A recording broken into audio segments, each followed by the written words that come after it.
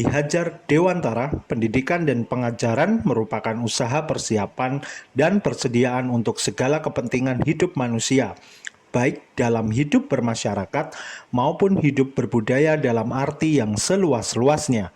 Pendidikan adalah tempat persemaian benih-benih kebudayaan dalam masyarakat. Ada 6 pokok pemikiran filosofis Ki Hajar Dewantara tentang pendidikan. Yang pertama, pendidikan sebagai tuntunan. Dalam konteks sosial budaya, menuntun diwujudkan dalam keteladanan guru dalam proses pendidikan, baik keteladanan sikap, karakter, dan perilaku. Karena anak belajar dari apa yang mereka lihat dan rasakan, menuntun juga berarti mendidik dan mengajar anak sesuai potensi, minat, dan bakatnya. Yang kedua, kodrat alam dan kodrat zaman.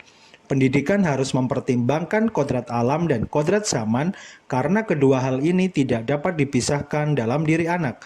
Seorang anak telah memiliki kodrat alam, potensi bakat kemampuan yang unik, berbeda-beda satu sama lain sehingga guru diharapkan mampu memfasilitasi mereka agar bisa tumbuh maksimal sesuai jenjang usia mereka.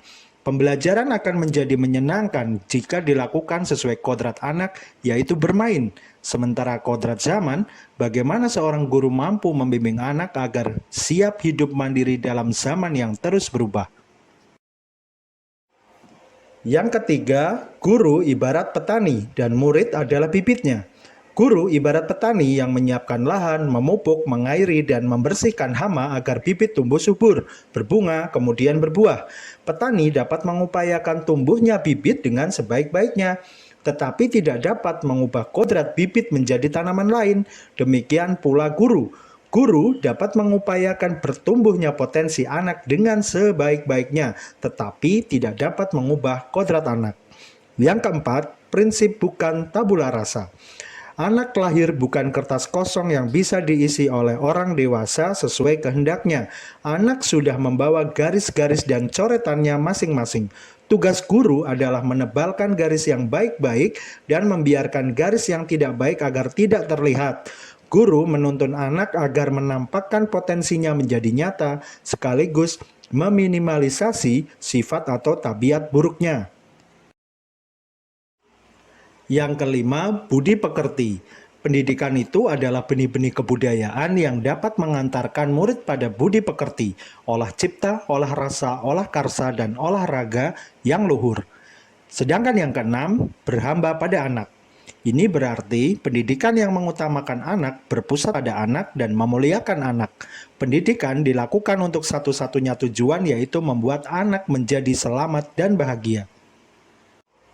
Berdasarkan uraian di atas dapat disimpulkan bahwa anak harus dipandang dengan rasa hormat dan menjadi pusat dalam pembelajaran.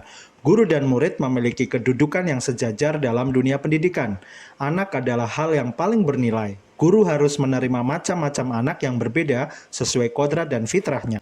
Guru diibaratkan sebagai petani harus mampu memfasilitasi tumbuh kembang keanekaragaman tersebut melalui penciptaan ekosistem belajar yang menyenangkan dan selalu dibingkai dalam nilai-nilai luhur Pancasila. Sebelum saya mempelajari modul 1.1 tentang filosofis pemikiran Ki Hajar Dewantara, beberapa hal saya percayai dari murid di antaranya. 1.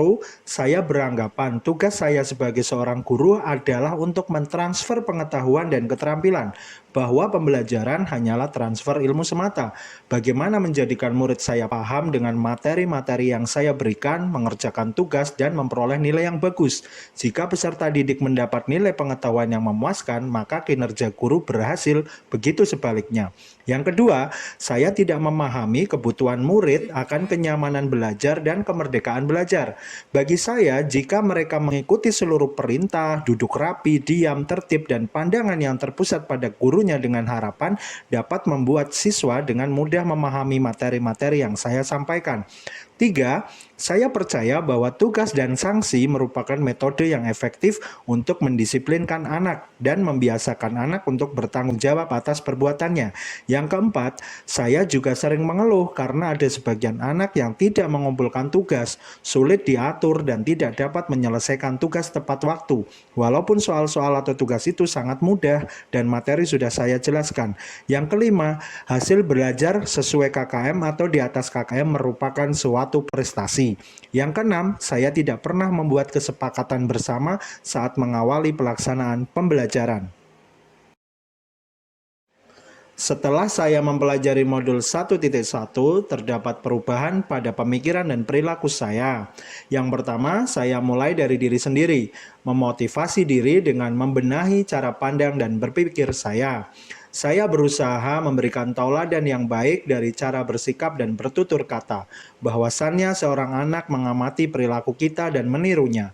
Oleh sebab itu, saya harus memiliki karakter yang positif dengan menanamkan dan mengimplementasikan ing ngarso sung tulodo ing madya mangun karso tutwuri handayani. Yang kedua, saya mulai mencoba menggali kodrat dan minat bakat anak. Menyadari bahwa setiap anak itu adalah unik dengan segala kelebihan dan kekurangan yang mereka miliki. Tidak menjadikan KKM sebagai satu-satunya dasar pedoman berprestasi, melainkan bangun segala sesuatu yang mereka miliki, mulai belajar untuk menuntun, mengarahkan, dan membimbing mereka sesuai kodrat mereka. Tiga, berusaha memposisikan diri sebagai sahabat dan fasilitator yang baik bagi mereka sehingga muncul keterikatan emosional yang kuat. Keempat, memberikan kebebasan bagi murid seperti memberi kesempatan pada peserta didik untuk berbicara, mengungkapkan perasaan serta ide-ide peserta didik. Yang kelima, tidak menerapkan sanksi atau teguran tegas kepada peserta didik, berusaha menjadi penyejuk bagi mereka yang dapat mengamongi mereka setiap saat baik dalam keadaan senang maupun susah. Lalu, yang akan segera saya terapkan di kelas dan sekolah sebagai perwujudan pemikiran Ki Hajar Dewantara diantaranya, yang pertama, untuk mengetahui karakteristik siswa, saya akan melakukan asesmen diagnosis kognitif dan non-kognitif mengenai potensi, minat, bakat, dan cara belajar siswa. Yang kedua, dalam pembelajaran, saya akan lebih banyak memposisikan diri sebagai fasilitator yang mengarahkan anak mengembangkan potensi dirinya dengan memberikan berbagai sumber belajar dan cara belajar yang beragam. Yang ketiga, menumbuh kembangkan pendidikan karakter dengan berbagai kegiatan pembiasaan. Yang keempat, memberikan suasana atau kondisi belajar yang nyaman dan menyenangkan. Yang kelima, menjadi teladan, pemberi semangat, serta memberi dorongan dalam menanamkan nilai karakter. Sedangkan yang terakhir, berbagi tentang konsep pemikiran Ki Hajar Dewantara kepada teman sejawat dalam upaya menciptakan sebuah ekosistem pendidikan Trikon.